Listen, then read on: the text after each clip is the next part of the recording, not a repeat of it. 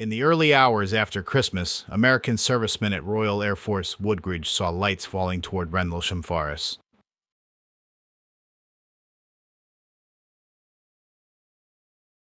Their first thought was not aliens. Their first thought was that an aircraft might have gone down in the trees. What followed became one of Britain's most famous UFO cases. Lights moving through the forest, 3 small marks in the ground, radiation readings, and a deputy base commander walking through the dark with tape recorder running. That tape is the thing that Rendlesham keeps coming back to. Lieutenant Colonel Charles Halt's voice is calm, clipped, military. He is measuring, watching, describing lights in the front of him. And yet, the more you look at the case, the more ordinary explanations start gathering around it. A lighthouse, a meteor, animal scrapes, bright stars. So the question is not just whether something extraordinary was in Rendlesham Forest. It is why a place full of ordinary lights could make trained military men sound, on tape, like they had walked into something they could not explain.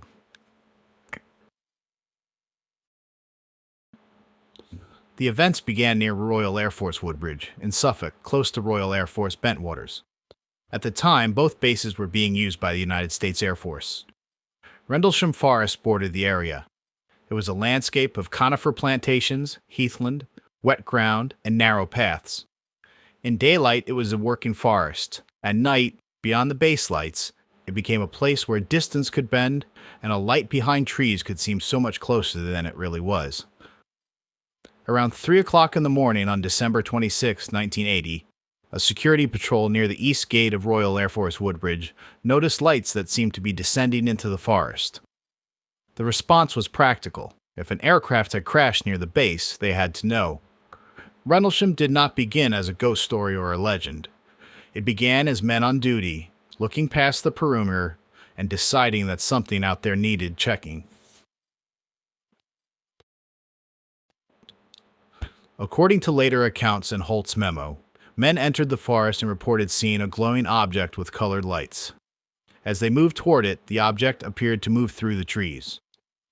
There were also claims that animals on a nearby farm reacted wildly. One of the central witnesses, Sergeant Jim Peniston, later described a much closer encounter.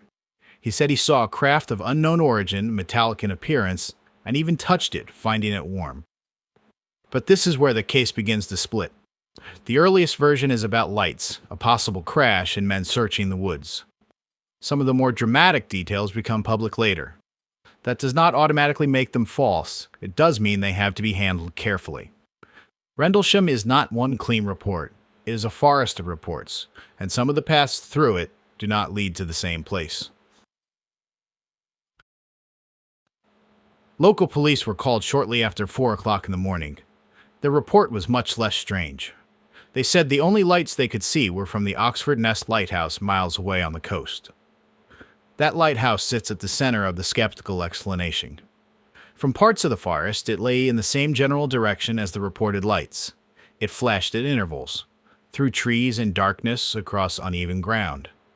A distant pulse can start to feel like something nearby. That sounds simple, maybe too simple, but simple explanations can still be right. A lighthouse does not have to be mysterious to confuse people.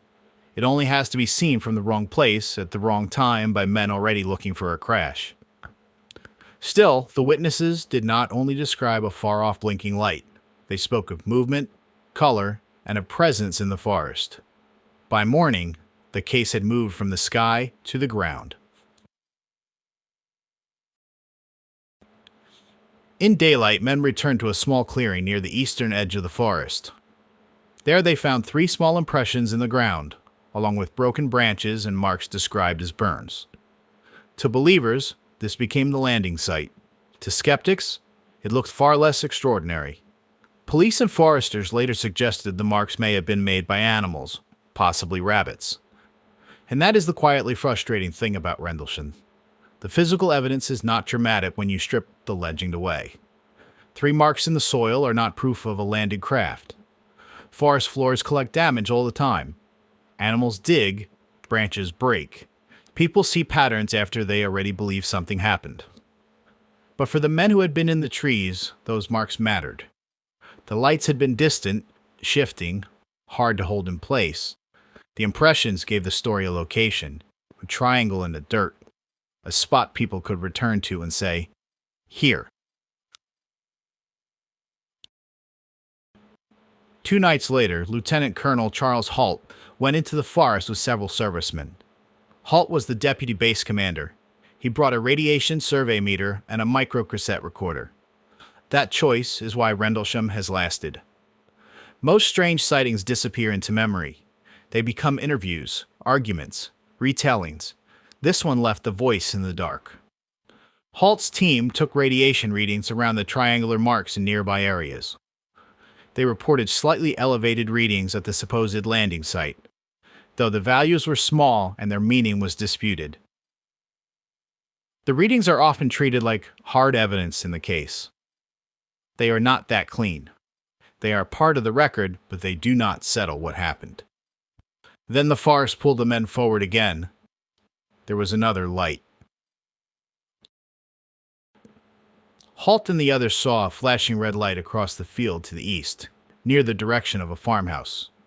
Farther east, in the same line of sight, was the Oxford Nest Lighthouse.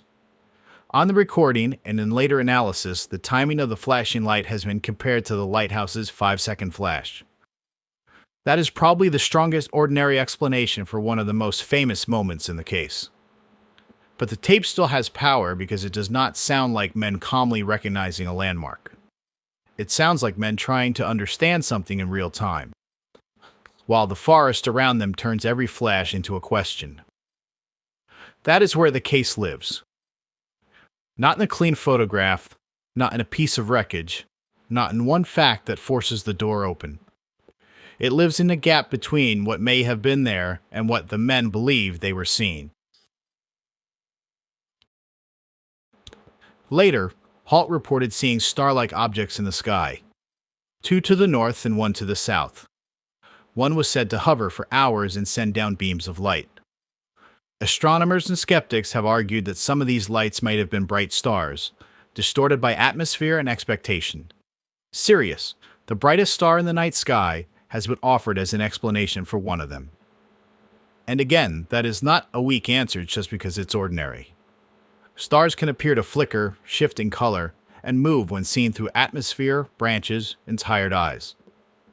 A bright object low in the sky can look stranger than it is, especially after 2 nights of rumors, reports, and official concern. By this point, the skeptical explanation becomes a chain.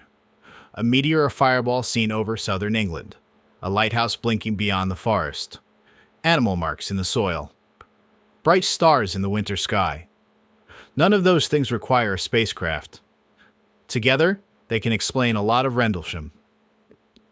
But the chain has one stubborn problem. It asks us to believe that several ordinary things arrived close enough together and were misread strongly enough to create a major incident among military personnel on and around a sensitive basis. That is possible. People under stress misperceive things. Darkness does not care about rank, training, or uniform. A forest at night can make confident people wrong. But it is also why Rendlesham refuses to fade. The case is not built only on an anonymous witness or blurry story told years later. It has military personnel, official memoranda, a recording, physical claims, and decades of argument over whether the evidence forms a pattern or only looks like one from a distance. Over time, the story grew. Rendlesham became known as Britain's Roswell. Later accounts added more dramatic details, including claims about touching a craft and seeing unusual symbols. Some people became more certain. Others became more skeptical. The forest itself became part of the legend. Forestry England now has a UFO trail through Rendlesham Forest, a 3-mile route through areas connected to the December 1980 sightings. That is a strange afterlife for an incident the military of defense said posed no threat to national security. A place that may have been a confusion of light, soil, and fear now has waymarkers. Visitors walk the route. They stand among the trees and look for the old clearing, the old direction, the old flash beyond the branches. And maybe that is fitting. Rendlesham has always been about direction. Men followed a light, then another, then a mark on the ground, then a voice on tape, Each piece seemed to point somewhere. None of them quite arrived. The ordinary explanation is strong. A meteor, a lighthouse, animal marks, and stars can explain more of Rendlesham than the legend usually admits. But the unresolved part is not only what the lights were, it is why the incident became so concrete to the men who were there. Why did a distant pulse become an object in the trees? Why did 3 small impressions become a landing site? And why does Halt's tape still feel uneasy, even when the blinking light may have been a lighthouse doing exactly what a lighthouse is built to do? That recording is the detail the case keeps returning to. A calm military voice in a dark forest, measuring, watching, trying to describe something before it slips back into the distance. And maybe that is the most honest shape of Rendlesham Forest. Not proof of visitors from somewhere else. Not a clean debunking that makes everyone involved look foolish. Just a winter night where ordinary lights may have arranged themselves into something extraordinary. And left behind a tape that still sounds like men standing at the edge of an answer they could not reach.